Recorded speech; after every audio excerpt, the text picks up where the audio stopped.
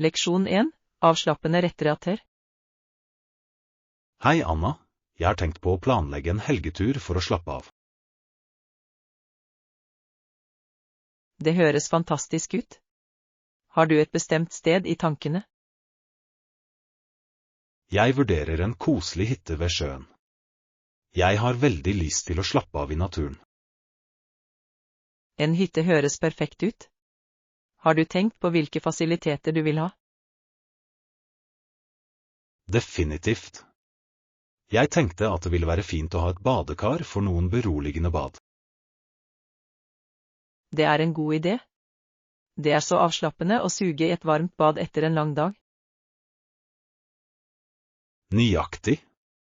Jeg må sjekke om jeg kan be om badekar når jeg bestiller hytta. Absolutt. Du kan vanligvis be om spesifikke fasiliteter når du bestiller. Jeg håper de imøtekommer spesielle forespørsler. Det vil gjøre oppholdet så mye bedre. De fleste steder hjelper gjerne til med det. Bare sørg for å nevne det når du bestiller. Godt poeng. Jeg vil også spørre om nærliggende turstier. Jeg vil nyte utendørs. Fotturer høres ut som en fantastisk måte å utforske området på. Planlegger du å reise alene? Jeg kan invitere et par venner til å bli med.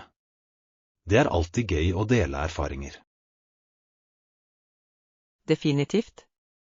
I tillegg er det flott å ha selskap mens du går og slapper av på hytta. Nøyaktig. Vi kan lage mat sammen og nyte deilige kvelder ved bålet. Det høres ut som en drøm. Å lage mat sammen bidrar til opplevelsen. Hva skal du lage? Jeg tenker på enkle måltider, kanskje pasta og noen grillede grønnsaker. Enorm. Du kan til og med lage esmores til dessert ved bålet. Å, absolutt. Esmores er et must for enhver hyttetur. Det er så sant. Og ikke glem å ta med noen gode bøker å lese. Flott idé. Jeg elsker å krølle sammen med en bok i en koselig atmosfære. Det er den perfekte måten å slappe av på. Har du en bok i tankene? Jeg har hatt lyst til å lese en mysterieroman. Noe spennende for å holde meg engasjert. Leksjon 2. Bygge rutiner. Hei, Anna. Jeg så innlegget ditt på sosiale medier om treningsreisen din. Wow, det er imponerende. Takk, John. Jeg har jobbet hardt for å holde meg aktiv og opprettholde en sunn livsstil. Det viser. Jeg trenger virkelig å komme tilbake til en rutine selv. Jeg har vært litt lat i det siste. Jeg forstår den følelsen. Å starte en rutine kan være utfordrende, men det er så givende. Nøyaktig. Hva slags rutine følger du? Jeg prøver å blande kondisjonstrening og styrketrening i løpet av uken. Det holder ting interessant. Det høres balansert ut. Jeg fokuserer vanligvis på kondisjonstrening, men jeg vet at jeg også bør inkorporere styrketrening. Styrketrening er flott for å bygge muskler og øke stoffskiftet. Det er definitivt verdt det. Jeg har tenkt å prøve noen hjemmetreninger. Har du noen favorittøvelser? Jeg elsker knebøy og armhevinger. De er enkle, men veldig effektive for helkroppstrening. Det er gode valg. Jeg bør starte med noen sett hver dag for å bygge opp styrken min. Det er en flott plan. Du kan gradvis øke intensiteten etter hvert som du blir sterkere. Ja. Jeg vil også inkludere litt tøying for å forbedre fleksibiliteten min. Stretching er viktig. Det bidrar til å forhindre skader og holde musklene sunne. Jeg noterer meg det.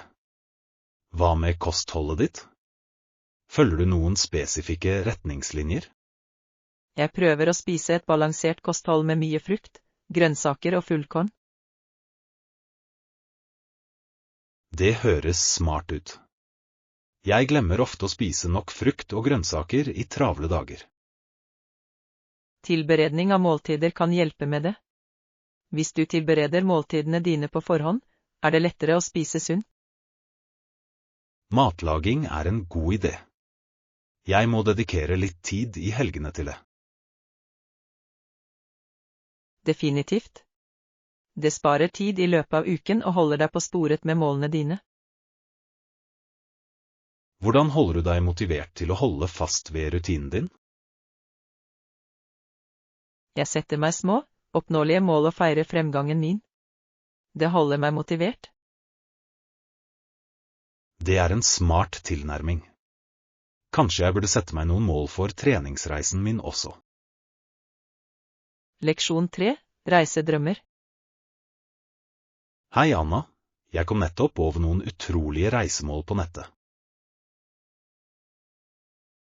Wow, det høres spennende ut. Hvilke steder fant du? Jeg så fantastiske bilder av nordlyset på Island. De ser magiske ut. Jeg har alltid hatt lyst til å se nordlyset. Hvor lenge bør jeg planlegge å bli for å fange dem? Ideelt sett bør du bli i minst en uke. Det gir deg flere sjanser til å se dem. Det gir mening. Hva annet kan du gjøre på Island enn å se lysene? Det er så mye. Du kan utforske geysirer, fossefall og til og med slappe av i naturlige varme kilder. Det høres ut som en drøm. Jeg har hørt at Den blå lagune er et must-besøk. Absolutt. Det er et vakkert geotermisk spa med fantastisk blått vann. Perfekt for avslapning. Jeg kan tenke meg. Hva med maten? Er det verdt å prøve lokale retter? Definitivt. Islandsk mat inkluderer fersk sjømat og lam. De har også en unik rett kalt hakal. Hakal? Hva er det? Det er fermentert hai. Den har en sterk smak, men mange sier det er en ervervet smak. Jeg må kanskje være modig for å prøve det. Hva med andre destinasjoner? Jeg fant også fantastiske bilder av Kyoto, Japan. Kirsebærblomstringen der er fantastisk. Kyoto er vakkert. Jeg vil gjerne se templene og hagene når kirsebærblomstene blomstrer. Ja, våren er den beste tiden å besøke for det pulserende rosa landskapet. Hvor lang tid tror du jeg bør tilbringe i Kyoto? Noen dager vil være ideelt for å utforske byen og dens kulturelle severdigheter. Det høres overkommelig ut. Jeg vil også gjerne oppleve tradisjonelle teseremonier der. Teseremonier er en fin måte å fordype deg i japansk kultur. Jeg har sett fantastiske bilder av hagene under disse seremoniene. Det ser så fredelig ut. Det er det virkelig. Naturen spiller en stor rolle i japansk estetikk. Leksjon 4. Tech-talk. Hei Anna, jeg har lest om noen nye elektroniske enheter som høres nyttige ut. Virkelig? Hvilke enheter fanget oppmerksomheten din? Jeg fant en smart planlegger som synkroniserer med kalenderen din og minner deg på viktige oppgaver. Det høres fantastisk ut. Jeg glemmer ofte tidsfrister, så en påminnelse ville være gunstig. Nøyaktig. Det kan også hjelpe deg med å sette mål og spore fremgangen din gjennom uken. Det kunne jeg absolutt brukt. Jeg prøver alltid å holde meg organisert, men henger ofte etter. Samme her. Jeg føler meg ofte overveldet med timeplanen min, og å ha en digital planlegger kan virkelig hjelpe. Har du tenkt på å lage en digital arbeidsplass for alle prosjektene dine? Jeg har. Jeg vurderer å bruke prosjektstyringsprogramvare for å holde alt organisert. Det er en god idé. Den lar deg bryte ned oppgaver og samarbeide med andre også. Ja. Jeg elsker ideen om å kunne dele oppdateringer og enkelt kommunisere med teammedlemmer. Kommunikasjon er nøkkelen. Jeg har også hørt om digitale notatapper som kan synkroniseres på tvers av enheter. De er virkelig nyttige. Du kan skrive ned ideer hvor som helst og få tilgang til dem senere. Jeg elsker det. Den er perfekt for brainstorming-økter når inspirasjonen slår til.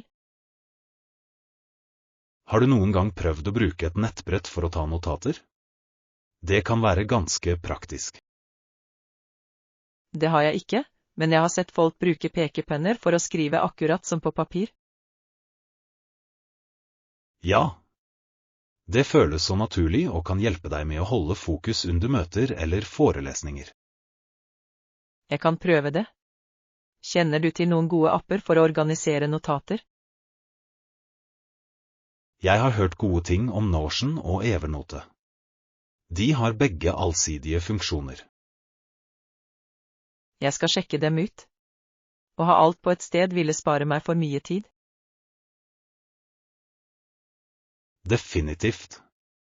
I tillegg kan du kategorisere notater etter emner eller prosjekter, noe som er veldig nyttig. Det høres perfekt ut. Jeg er glad for å rydde opp i det digitale rommet mitt og bli mer produktiv. Jeg også. Jeg tror det å skape et strukturert miljø virkelig kan øke effektiviteten vår. Leksjon 5. Smakfulle oppdagelser. Hei Anna, jeg har nettopp prøvd denne nye nudelretten, og den var utrolig. Virkelig? Hva gjorde det så spesielt?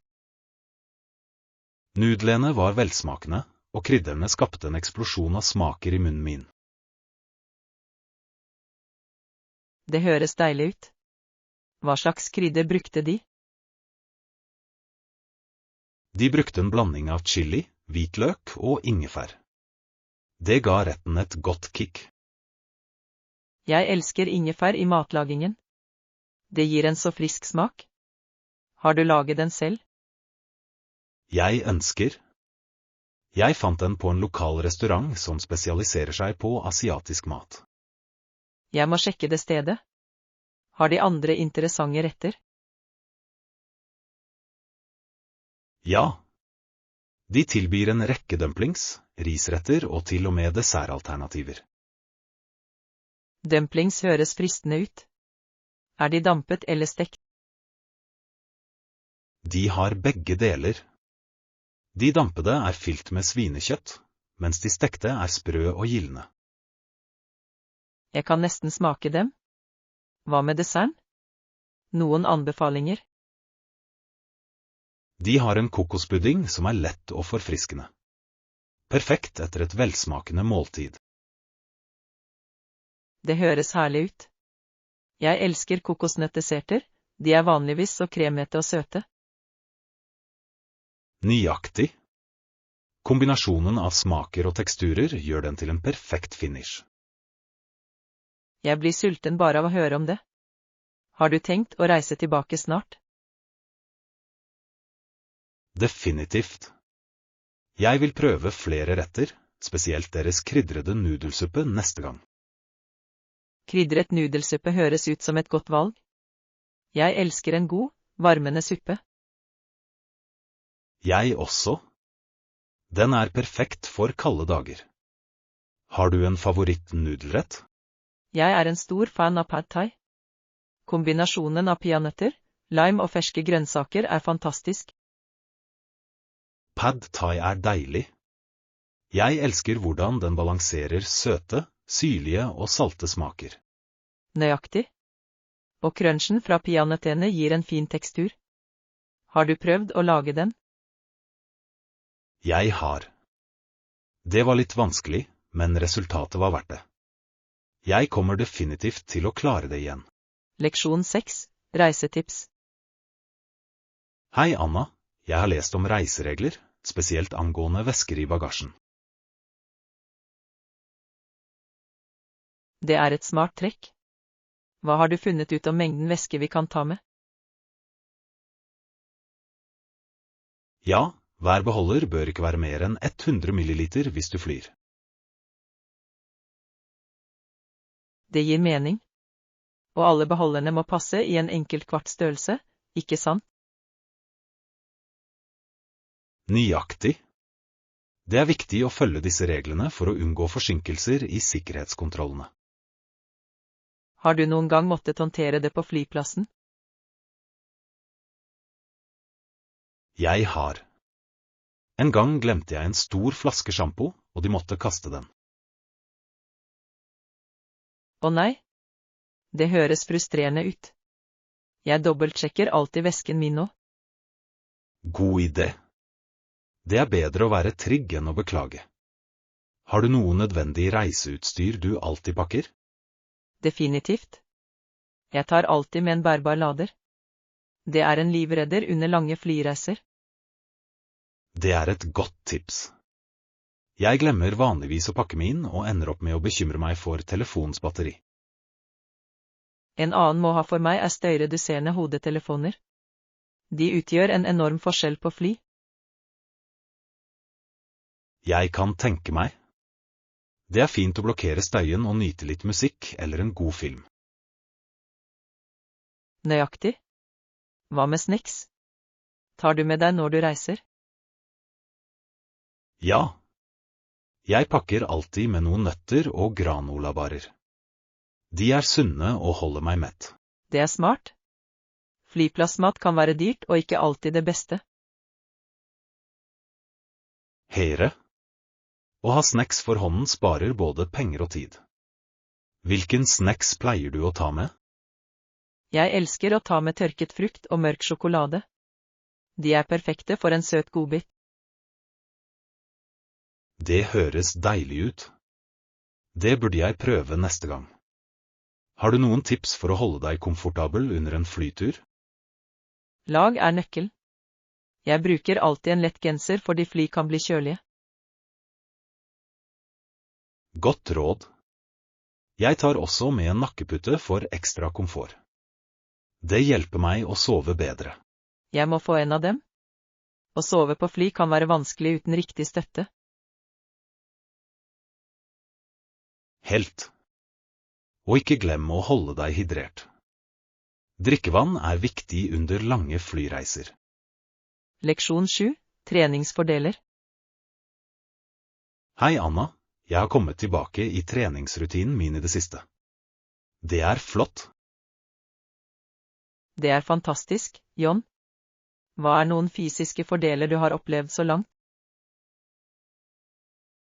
Vel, jeg føler meg mer energisk utover dagen, noe som er en enorm forbedring. Energi er så viktig.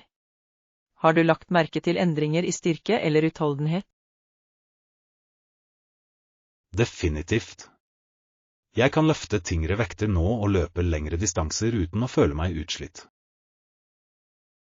Det er imponerende. Det er utrolig hvor raskt kroppen vår kan tilpasse seg regelmessig trening. Det er det virkelig. Jeg føler også at musklene mine er mer tonet, noe som øker selvtilliten min.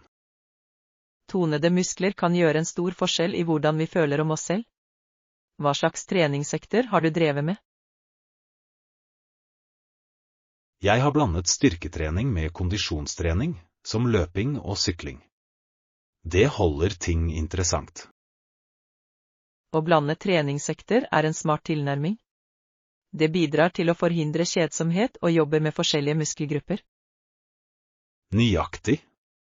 Jeg liker også gruppetimer. De motiverer meg til å presse meg selv hardere. Gruppetimer kan være så oppløftende. Det er flott å dele opplevelsen med andre. Sikkert. I tillegg gir instruktørene ofte nyttige tips om form og teknikk. Det er en stor fordel. God form er avgjørende for å unngå skader. Har du hatt noen skader før? Heldigvis ingen alvorlige skader, men jeg har hatt litt sårhet etter å ha overdrevet det. Sårhet er vanlig, spesielt når du starter en ny rutine. Gjør du noe for å hjelpe med restitusjon? Ja. Jeg passer på å strekke meg etter treningsaktene og tar hviledager ved behov. Stretching er nøkkelen. Det bidrar til å forbedre fleksibiliteten og redusere risikoen for skade. Jeg prøver også å holde meg hydrert og spise et balansert kosthold for å støtte treningsaktene mine. Det er smart. Ernæring spiller en stor rolle i hvordan vi føler og presterer. Hva pleier du å spise? Jeg fokuserer på magre proteiner, fullkorn og mye frukt og grønnsaker. Høres ut som et sunt kosthold. Tilbereder du måltidene dine, eller foretrekker du takeaway? Jeg lager mest mat hjemme. Det er morsomt å eksperimentere med nye oppskrifter og smaker. Leksjon 8. Morgenrutiner. Hei Anna, jeg har tenkt på morgenrutinen min i det siste. Det har vært litt kaotisk. Jeg kan relatere. En god morgenrutine kan sette en positiv tone for dagen. Hva pleier du å gjøre? Jeg skynder meg å komme meg ut av sengen og hopper ofte over frokosten. Det er ikke den beste måten å starte dagen på. Å hoppe over frokosten kan definitivt føre til at du føler deg treg. Har du vurdert å våkne tidligere? Ja, jeg har tenkt på det. Hvis jeg kunne stå opp før 9 hver dag, ville det vært nyttig. Absolutt. Å våkne tidligere gir deg mer tid til å forberede deg og slappe av før du starter dagen. Jeg er enig. Jeg vil gjerne trene om morgenen. Har du en morgentreningsrutine? Det gjør jeg. Jeg pleier å ta en rask joggetur eller yoga. Det gir meg energi resten av dagen. Det høres flott ut. Jeg har hørt at yoga også kan hjelpe med fleksibilitet og stressavlastning. Det gjør det virkelig. Selv bare 15 minutter med tøying kan gjøre en stor forskjell i hvordan jeg føler meg. Det burde jeg prøve. Hvilke andre aktiviteter inkluderer du i morgenrutinen din? Jeg bruker også noen minutter på å meditere. Det hjelper meg å rydde tankene mine og fokusere på målene mine. Meditasjon høres ut som en fantastisk praksis. Jeg har ønsket å prøve det, men ser ikke ut til å finne tid. Det er enklere enn du tror. Du kan starte med bare 5 minutter om dagen. Det er gjennomførbart. Jeg skal prøve å inkludere det i morgenene mine. Hva med frokost? Jeg har vanligvis havregrøt med frukt eller en smoothie.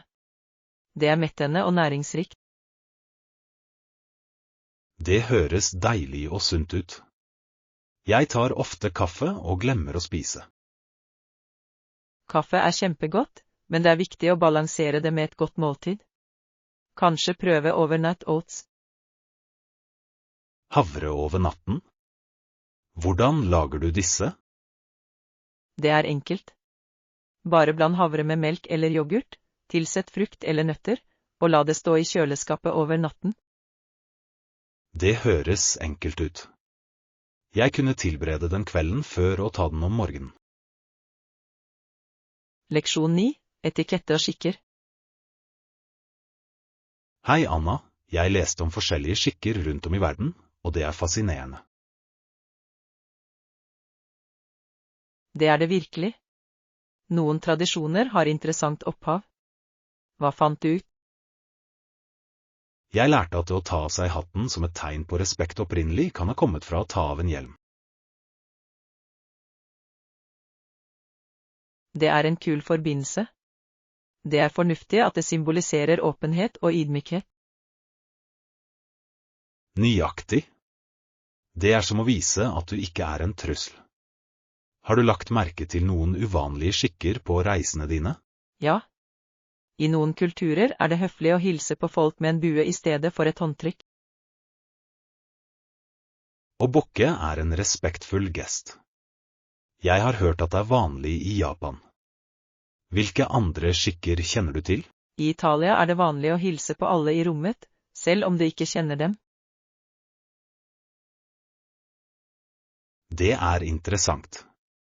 Det skaper en vennlig atmosfære. Derimot foretrekker noen steder mer personlig plass. Ekte? I noen kulturer kan det være ubehagelig å stå for nært. Det er viktig å kjenne til de lokale normene. Absolutt. Jeg husker at jeg følte meg litt fortapt da jeg reiste til et nytt land uten å forstå etiketten. Det kan være utfordrende. Å lese om skikker før besøk er alltid en god idé. Ja. Det viser respekt for den lokale kulturen. Apropos toll, hva synes du om tipping? Tipping varierer så mye. I noen land er det forventet, mens det i andre blir sett på som frekt. Høyere. I USA er det vanlig med tips, men i Japan er det ikke nødvendig fordi tjenesten allerede er inkludert. Jeg synes alltid det er interessant hvordan skikker utvikler seg over tid. Har du noen gang vært i en situasjon hvor du ikke visste hva du skulle gjøre? Ja. Jeg brukte en gang ved et uhell venstrehånd for å passere noe i et land i Midtøsten, og jeg følte meg flau. Det er forståelig. I noen kulturer anses venstre hånd som uren. Det er godt å lære disse tingene. Sikkert. Jeg tror å være bevisst på skikker kan forbedre reiseopplevelsene våre og hjelpe oss med å komme i kontakt med lokalbefolkningen. Absolutt. Det åpner døren til mer meningsfulle interaksjoner. Hva med bordskikk? Noen tips? Og bordskikk kan være veldig forskjellig. Noen steder er det høflig å fullføre alt på tallerkenen din, mens andre steder er det ikke det. Det har jeg også lagt merke til. I Frankrike, for eksempel, kan det å legge igjen litt mat vise at du er fornøyd. Det er et godt poeng. Å kjenne til disse nyansene kan bidra til å unngå misforståelser. Leksjon 10. Lønnsforhandling. Hei Anna, jeg har tenkt på å forhandle lønnen min for den nye jobben min. Det høres ut som et smart trekk. Har du en strategi i tankene? Ja, jeg planlegger å legge vekt på mine ferdigheter og erfaring under diskusjonen. Det er en flott tilnærming. Å fremheve dine styrker kan gi deg mer innflytelse. Nøyaktig. Jeg har undersøkt gjennomsnittslønnen for min stilling og bransje, noe som hjelper. Det er viktig. Å kjenne din verdi kan gjøre en stor forskjell i forhandlinger. Jeg vil også dele spesifikke eksempler på mine tidligere prestasjoner for å demonstrere verdien min. Det er en fantastisk idé. Konkrete eksempler kan overbevise arbeidsgivere om dine evner. Det synes jeg også. Jeg forbereder meg også på å diskutere hvordan jeg kan bidra til selskapets suksess. Å vise hvordan du kan tilføre verdi er avgjørende. Har du øvd på dine forhandlingsevner? Jeg har. Jeg har spilt rollespill med en venn for å bygge opp selvtilliten min til samtalen. Det er en smart taktikk. Å øve kan hjelpe deg med å forutse spørsmål og innvendinger. Høyere. Jeg vil være klar for eventuelle mottilbud de måtte komme med. Det er godt å ha en klar idé om hva du ønsker og hva du er villig til å akseptere. Jeg er enig. Jeg vurderer også fordeler uten lønn, som ekstra feriedager eller fleksible timer. De er også viktige. Noen ganger kan fordeler være like verdifulle som en høyere lønn. Nøyaktig. Jeg vil ha en godt avrundet kompensasjonspakke som reflekterer mine behov. Det er en praktisk tilnærming. Er det noen forhandlingsteknikker du planlegger å bruke? Jeg har lest om i stillhetsteknikken, der du stopper etter å ha oppgitt lønnsforventningene dine. Det kan være effektivt. Taushet oppfordrer ofte motparten til å fylle tomrommet med tilbud. Ja. Det er viktig å ikke forhaste samtalen. Jeg vil høres selvsikker og sammensatt ut. Det er nøkkelen. Å opprettholde en positiv holdning kan også påvirke forhandlingsprosessen. Absolutt. Jeg planlegger å uttrykke min entusiasme for rollen mens jeg diskuterer forventningene mine. Leksjon 11. Forstå korrupsjon. Hei, Anna. Jeg kom over begrepet «i korrupsjon» imens jeg leste om regjeringsspørsmål. Det er et viktig tema.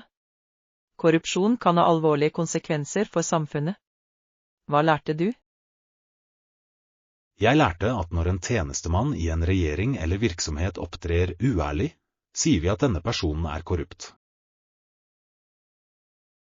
Nøyaktig. Korrupsjon innebærer ofte å misbruke makt for personlig vinning. Det kan omfatte bestikkelser eller svindel. Høyre.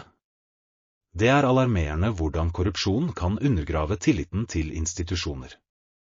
Har du sett eksempler på dette? Ja. I noen land har myndighetspersoner blitt tatt for å underslå offentlige midler. Det er nedslående. Det er sant. Det avleder ressurser fra viktige tjenester som utdanning og helsetjenester. Absolutt. Korrupsjon kan hindre økonomisk utvikling og forverre ulikheten. Jeg leste også at korrupsjon kan være vanskelig å eliminere fordi den ofte blir systemisk. Det er et godt poeng. Når korrupsjon er utbredt, kan det skape en uærlighetskultur. Nøyaktig. Folk kan føle at det er normalt å engasjere seg i korrupte praksiser hvis alle rundt dem gjør det. Det er en ond sirkel. Hva tror du kan gjøres for å bekjempe korrupsjon? Åpenhet er nøkkelen. Regjeringene bør gjøre sin virksomhet åpen for offentlig gransking. Jeg er enig. Åpenhet bidrar til å holde tjenestemenn ansvarlige og redusere mulighetene for korrupsjon. Utdanning er også avgjørende. Å lære folk om deres rettigheter kan styrke dem til å motstå korrupsjon. Definitivt. Informerte innbyggere er mer sannsynlig å kreve ansvarlighet fra sine ledere. Jeg leste at uavhengige medier spiller en viktig rolle i å avsløre korrupte aktiviteter. Det er sant. Undersøkende journalistikk kan avdekke skandaler og informere publikum. Det er imponerende hvordan media kan påvirke endring ved å fremheve korrupsjon. Ja. Når folk er klar over korrupsjon, kan de presse på for reformer og bedre styresett. Apropos reformer, noen land har implementert antikorrupsjonslover. Har du hørt om de?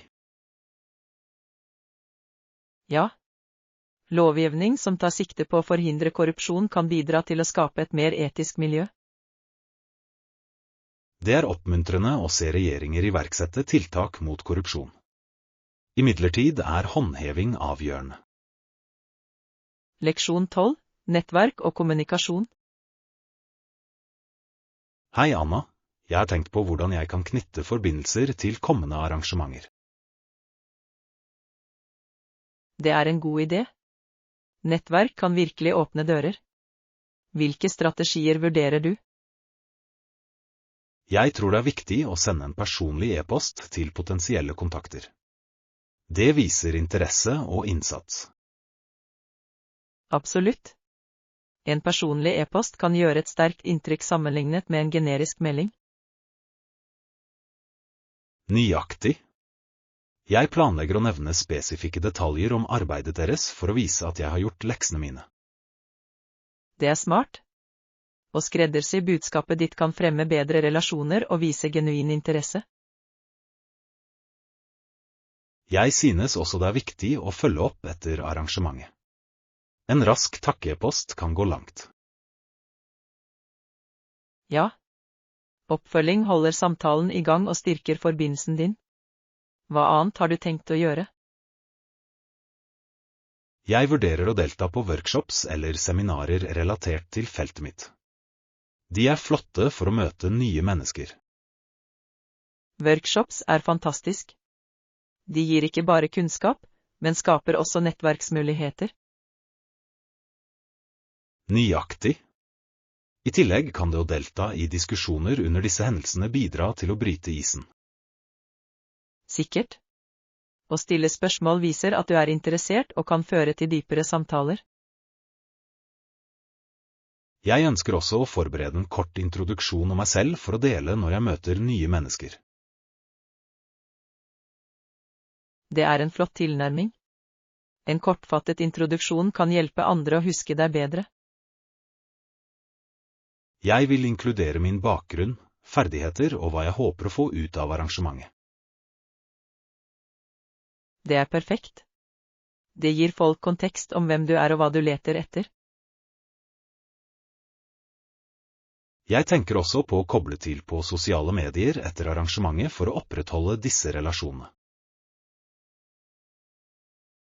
Det er et smart trekk. Plattformer som LinkedIn er utmerket for profesjonelt nettverk. Ja. Deling av relevante artikler eller oppdateringer på LinkedIn kan holde deg på radaren deres. Nøyaktig. Å engasjere seg i innholdet deres kan også styrke forbindelsen din. Jeg tror virkelig at det å bygge et sterkt nettverk kan føre til nye muligheter og samarbeid. Absolutt. Nettverk handler om å skape gjensidig fordelaktige relasjoner. Jeg er spent på å sette disse strategiene ut i livet ved neste arrangement jeg deltar på. Leksjon 13. Drømmeferieplaner. Hei Anna, jeg har dagdrømt om en ferie i det siste. Det høres fantastisk ut. Det høres spennende ut. Hvor tenker du å dra? Jeg ser for meg en tropisk øy hvor vi kan slappe av på stranden og nyte det krystallklare vannet. Det høres perfekt ut. Ideen om å slappe av i solen med en kald drink er så tiltalende. Nøyaktig. Jeg kan allerede forestille meg de vakre solnedgangene og den myke sanden under føttene mine. Disse solnedgangene kan være fantastiske. Er det noen spesifikke øyer du har i tankene? Jeg har tenkt på Maldivene. Bungalowene over vann ser utrolige ut. Maldivene er fantastiske. Jeg har hørt at snorklingen der også er fantastisk. Ja. Å svømme blant fargerike korallrev og eksotiske fisker ville vært et slikt eventyr. Det ville det virkelig. Foretrekker du å slappe av på stranden, eller liker du flere aktiviteter? Jeg elsker en blanding av begge. Noen dager med avslapping etterfulgt av noen eventyrlige aktiviteter høres ideelt ut.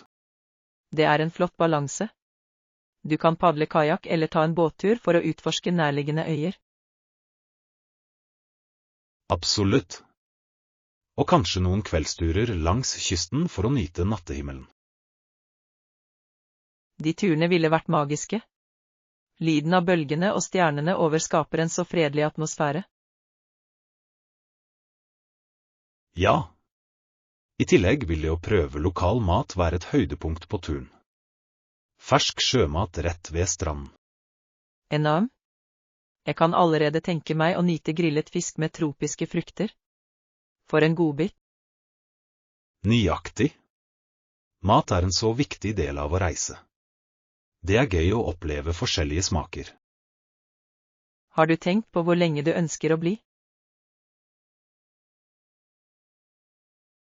Jeg tror en uke ville være perfekt. Nok tid til å slappe av og utforske uten å føle seg stresset. Det høres ideelt ut. Du kan også ta en dagstur til nærliggende attraksjoner eller kulturelle steder. Flott idé. Å lære om den lokale kulturen kan berike reiseopplevelsen. Absolutt. Det er fascinerende å se hvordan ulike kulturer feirer tradisjonene sine. Jeg vil gjerne besøke lokale markeder og prøve gatemat også. Det er alltid et eventyr. Leksjon 14. Oppdag lokale elstener. Hei, Anna. Jeg har utforsket byen vår mer i det siste, og jeg fant noe spennende.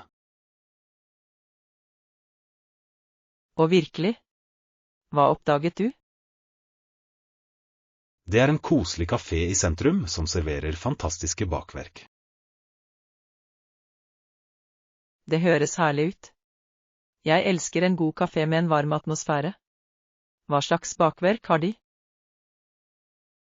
De har alt fra flassete croissanter til fyldige sjokoladeeklers. Det er en konditorelskers drøm. Enorm? Jeg kan allerede tenke meg å nyte en fersk croissant med en kopp kaffe. Har de noen spesialdrikker? Ja. De tilbyr unike kaffeblandinger og til og med en sesongbasert gresskarkrydderlatte som er veldig populær. Det høres perfekt ut til høsten. Jeg liker å prøve forskjellige smaker av kaffe. Er det et travelt sted? Det kan bli ganske travelt, spesielt i helgene. Mange mennesker elsker å slappe av der med venner. Det er et godt tegn. Det må ha en fin stemning. Har de sitteplasser ute? Ja, det gjør de. Det er en nydelig uteplass hvor du kan sitte og nyte den friske luften. Jeg elsker uteservering. Den er flott for å se på folk mens du nipper til kaffe. Nøyaktig. I tillegg er kaféen dekorert med lokal kunst, noe som bidrar til den koselige atmosfæren. Det er fantastisk. Å støtte lokale artister er en fin detalj. Har du prøvd noen av deres bakverk? Jeg hadde en bringebærterte her om dagen, og det var deilig. Bærene var så ferske. Det høres fantastisk ut. Jeg elsker desserter som balanserer sødme med litt syrlighet.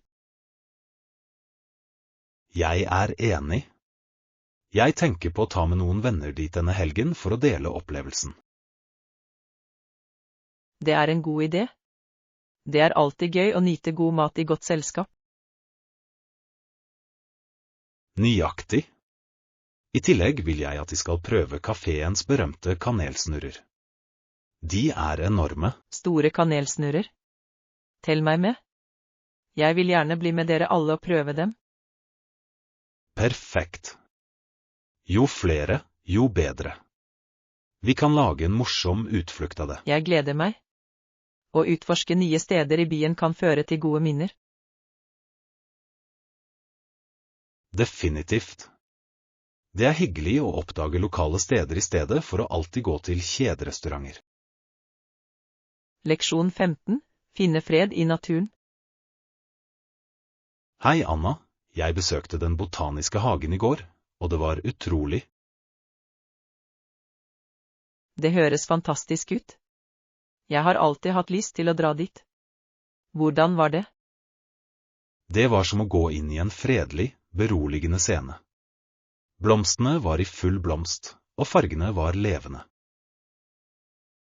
Jeg kan tenke meg. Naturen har en måte å roe sinnet på. Tok du noen bilder? Ja, jeg tok ganske mange. Rosene var spesielt fantastiske, og det var så mange varianter. Roser er vakre. Jeg elsker duften deres også. Var det noen andre interessante planter? Definitivt. De hadde en avdeling med tropiske planter, og bladene var enorme. Det føltes som en jungel. Det høres fascinerende ut. Jeg elsker mangfoldet av planter i botaniske hager. Så du noe dyreliv? Ja. Det var sommerfugler som flagret rundt, og til og med noen fugler som sang i trærne. Det høres fortryllende ut. Å være omgitt av natur kan være så forfriskende. Hvordan følte du deg der? Jeg følte meg avslappet og forringet. Det var en fin flukt fra hverdagens kjas og mas. Jeg forstår det helt. Noen ganger trenger vi bare å gå vekk og nyte skjønnheten rundt oss. Nøyaktig. Jeg satt på en benk en stund og bare lyttet til naturens lyd. Det var så beroligende. Det høres ut som en perfekt måte å slappe av på. La du merke til noen unike funksjoner i hagen? Ja. Det var en vakker dam med koi-fisk som svømte grasiøst. Refleksjonen av trærne på vannet var fantastisk. Det må ha vært et nydelig syn. Vannfunksjoner gir alltid hager et rolig preg. Det gjør de virkelig. Jeg så også en liten foss, og lyden av det rennende vannet var beroligende. Fosser kan være så avslappende å lytte til.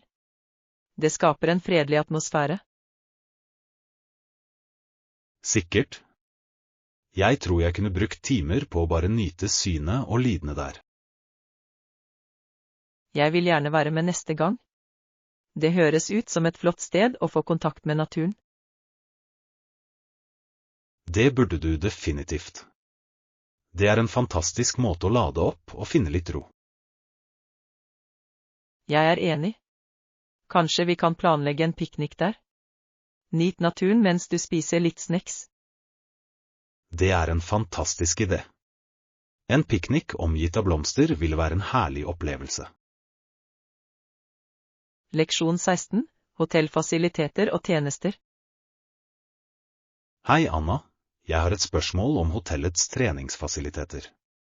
Kan du hjelpe meg? Selvfølgelig. Hva vil du vite? Jeg er nysgjerrig på hva slags utstyr de har. Vet du om den er godt utstyrt? Jeg tror de har et godt utvalg av utstyr, inkludert tredemøller, vekter og til og med noen yogamatter. Det høres lovende ut. Jeg ser alltid etter et treningsstudio som har både kardio og styrketreningsmuligheter. Definitivt. Det er flott å ha variasjon. Planlegger du å bruke treningsstudioet under oppholdet? Ja. Jeg liker å beholde treningsrutinen min, selv når jeg reiser. Det hjelper meg å føle meg energisk. Det er en smart tilnærming. Har du sjekket om de tilbyr noen treningstimer også? Jeg har ikke sett på det ennå. Tror du det er verdt å bli med på en klasse? Absolutt. Klasser kan være en morsom måte å holde seg motivert og møte nye mennesker. Det er et godt poeng. Jeg kan like en gruppetrening. Det kan gjøre det morsommere å trene. I tillegg gir instruktører ofte verdifulle tips og sikrer at du gjør øvelsene riktig. Høyre. Jeg kan alltid bruke veiledning for å forbedre formen min. Er det noen spesifikke klasser du anbefaler?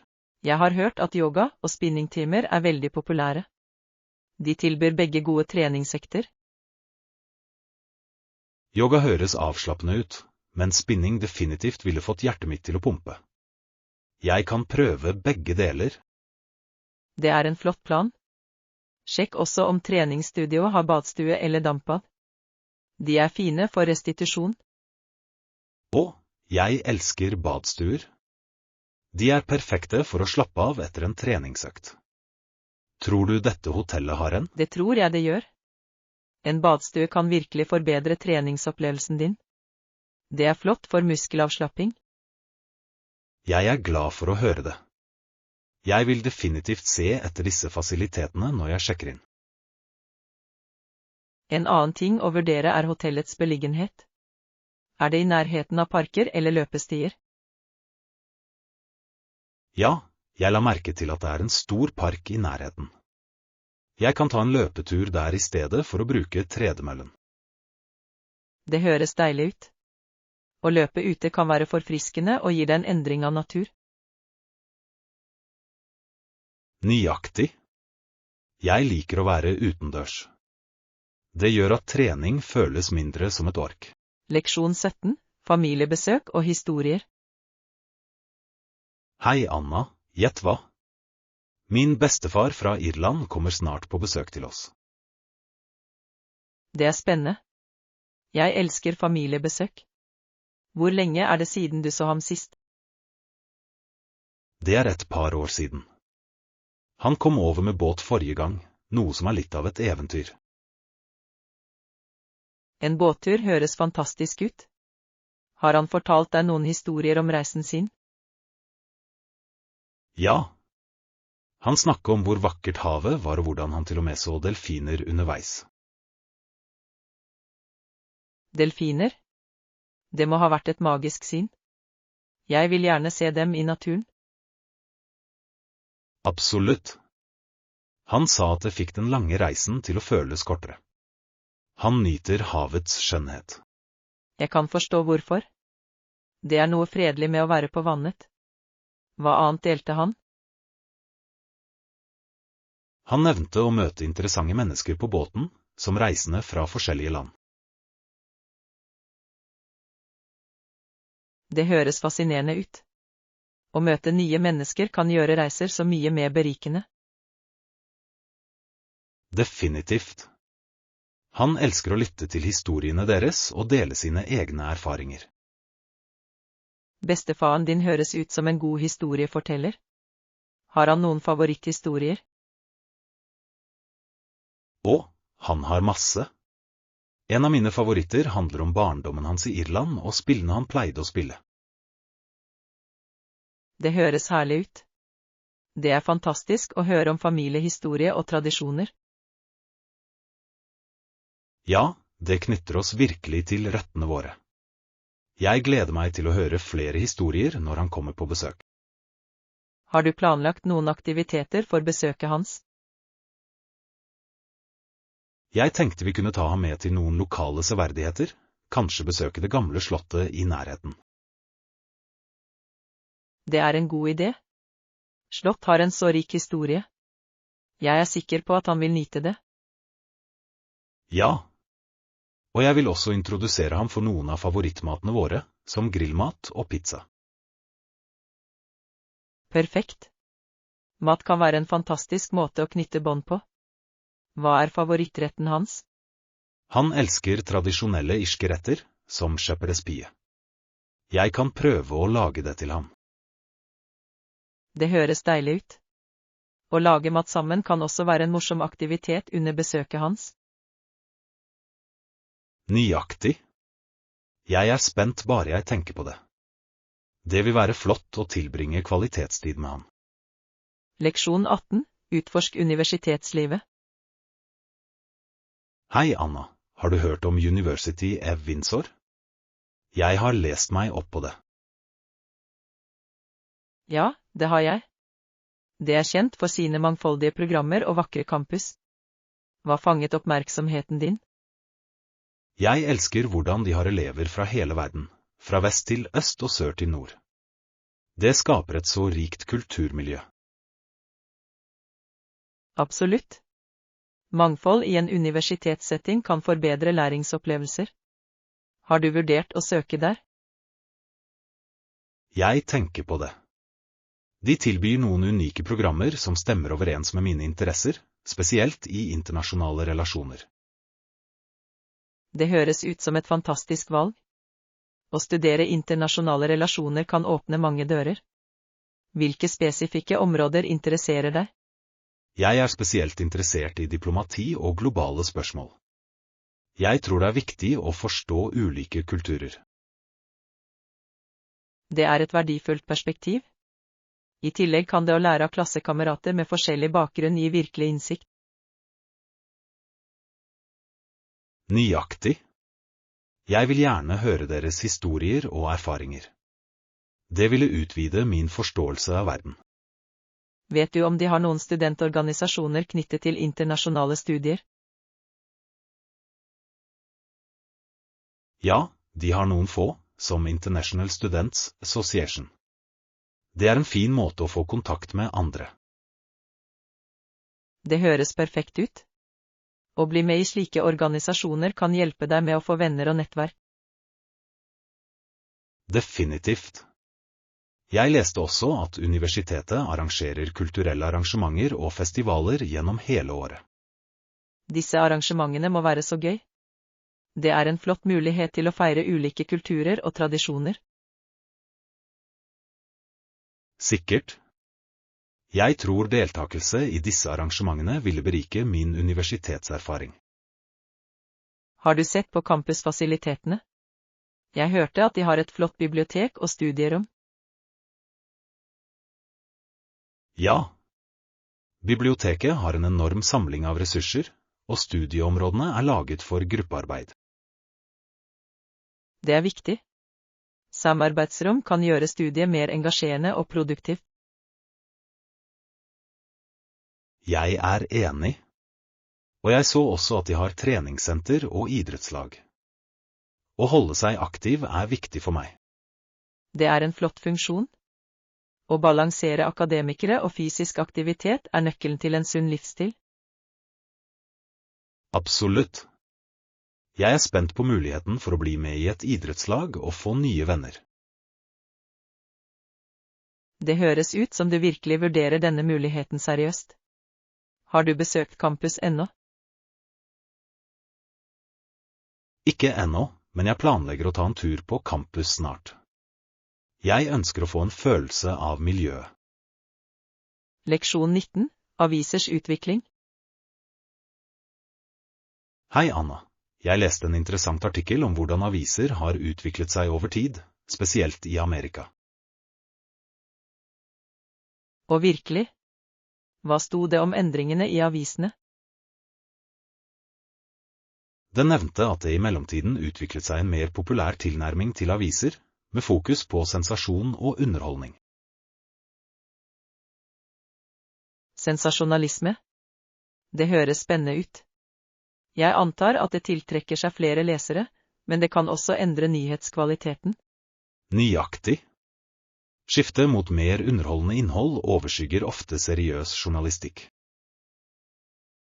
Det er et tveegget sverd. Mens det trekker til seg publikum, kan det feilinformere eller distrahere folk fra viktige saker. Høyre. Artikkelen diskuterte hvor mange som nå foretrekker overskrifter som fanger oppmerksomhet fremfor dybderapportering. Det har jeg også lagt merke til. Mange artikler ser ut til å prioritere klikk fremfor å gi omfattende informasjon. Det handler om å få synspunkter og delinger på sosiale medier, som virkelig kan forme offentlig oppfatning. Ekte. Sosiale medier har endret hvordan nyheter konsumeres. Tror du tradisjonelle aviser kan overleve dette skiftet? Noen tilpasser seg ved å tilby digitale versjoner, men de må finne en balanse mellom underholdning og kvalitetsrapportering. Det er et godt poeng. Mange lesere verdsetter fortsatt undersøkende journalistikk og gjennomtenkt analyse. Ja. Det er etterspørsel etter pålitelige kilder, spesielt under kritiske hendelser. Tillit til media er viktig. Har du sett noen aviser som lykkes med å tilpasse seg disse endringene? Ja, noen har lansert podcaste og videoinnhold for å nå et bredere publikum samtidig som de opprettholder standardene sine. Det er en smart strategi. Det lar dem engasjere seg med lesere i forskjellige formater. Nøyaktig. Det handler om å holde seg relevant i en hektisk digital verden. Hva med lokalavisa?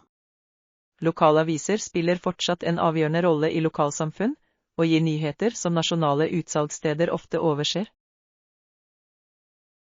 Absolutt. De holder folk informert om lokale arrangementer og saker som betyr mest for dem. Jeg tror det er viktig å støtte lokal journalistikk. De er ofte avhengige av fellesskapsabonnementer og donasjoner. Ja. Når lokalsamfunn investerer i lokale aviser, sørger de for at viktige historier blir fortalt. Det er en måte å fremme tilknytning og ansvarlighet i samfunnet. Abonnerer du på noen aviser? Det gjør jeg. Jeg foretrekker å lese en blanding av lokale og nasjonale nyheter for å holde meg informert om ulike perspektiver. Leksjon 20. Viktigheten av tydelig kommunikasjon. Hei, Anna. Jeg leste om hvor viktig tydelig kommunikasjon er på ulike felt. Det høres interessant ut. Hvilke aspekter ved kommunikasjon fokuserte de på?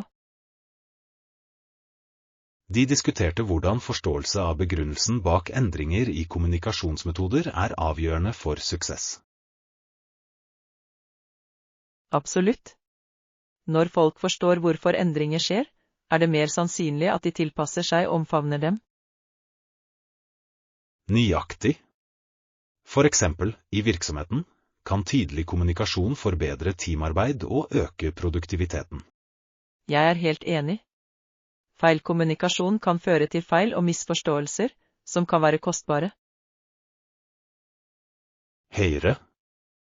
Det er fascinerende hvor mye tid og ressurser som kan kastes bort hvis budskapet ikke formidles tydelig. Har du sett noen eksempler der tydelig kommunikasjon gjorde en vesentlig forskjell? Ja. I helsevesenet kan for eksempel tydelig kommunikasjon mellom leger og pasienter forbedre behandlingsresultatene.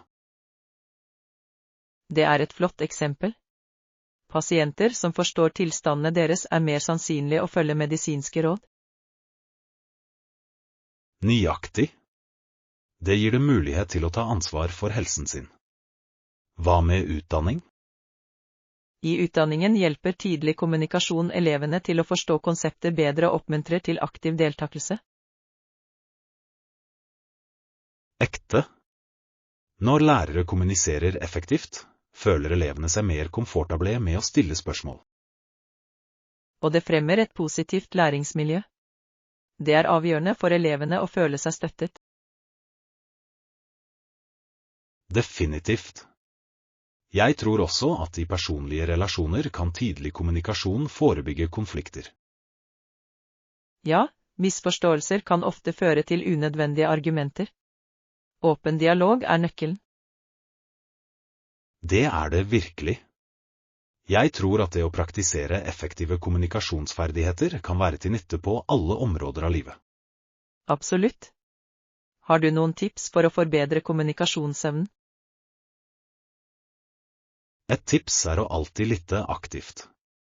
Det viser at du verdsetter den andres perspektiv. Det er et utmerket poeng. Aktiv lytting kan fremme tillit og gjøre samtaler mer meningsfylte. Et annet tips er å være kortfattet. Å komme til poenget bidrar til å unngå forvirring og holder samtalen fokusert. Jeg er enig. Å være kortfattet kan spare tid og sikre at hovedideene kommuniseres effektivt.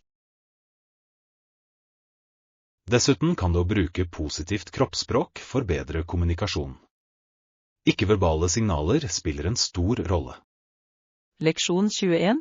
Kunsten å skrive brev. Hei Anna, jeg har tenkt på hvordan vi bruker så mye tid på datamaskiner i disse dager, men vi skriver sjelden brev lenger. Det er sant. Å skrive brev virker gammeldags, men det kan være en meningsfull måte å kommunisere på. Nøyaktig. Å skrive et brev gir deg tid til å reflektere over tankene dine og uttrykke dem med omtanke. Jeg elsker den ideen. Det er noe spesielt med å sette penn på papir og ta seg tid til å få kontakt med noen. Ja. Det føles mer personlig enn en rask e-post eller tekstmelding. Har du noen gang skrevet et brev til noen? Jeg har. Jeg skrev et brev til min bestemor i fjor. Hun elsket å motta den og holdt den til og med på skrivebordet. Det er fantastisk. Det må ha fått henne til å føle seg verdsatt. Hva skrev du om? Jeg delte historier om livet mitt, studiene mine og vennene mine. Det var hyggelig å gi henne et innblikk i min verden. Det høres deilig ut. Det er fint å dele erfaringer på en mer intim måte. Har du tatt med noen tegninger eller dekorasjoner? Ja. Jeg la til noen kruseduller og brukte fargerike skrivesaker. Det gjorde brevet mer morsomt og engasjerende. Det er en flott touch. Personliggjøring av bokstaver kan gjøre dem enda mer spesielle. Det burde jeg prøve neste gang. Definitivt. Det gir en unik stil. Har du tenkt på å skrive brev til venner eller familie? Jeg har. Jeg tror det vil være en fin måte å komme i kontakt med folk jeg ikke har snakket med på en stund. Absolutt. Det kan vekke samtaler og gjenoppleve gamle vennskap. I tillegg viser det at du bryr deg. Ja, å skrive et brev hjelper også med å organisere tankene dine bedre enn å skrive raskt på en datamaskin. Det er et godt poeng. Du kan tenke nøye gjennom ordene dine og virkelig formidle følelsene dine. Nøyaktig. Det er nesten som en liten tidskapsel av tankene og følelsene dine i det øyeblikket. Jeg elsker den ideen. Synes du flere burde prøve å skrive brev i disse dager? Definitivt. Det kan være en forfriskende pause fra digital kommunikasjon og oppmuntre til dypere forbindelser. Jeg er enig. I tillegg kan det å motta et håndskrevet brev lysne opp noens dag. Det føles som en overraskelsesgave. Ja. Tenk deg å åpne postkassen og finne et brev i stedet for bare regninger eller annonser. Det ville vært en hyggelig overraskelse. Det er en fin måte å vise takknemlighet for noen. Jeg tror jeg begynner med å skrive et brev til vennen min i utlandet. Det blir en morsom utfordring.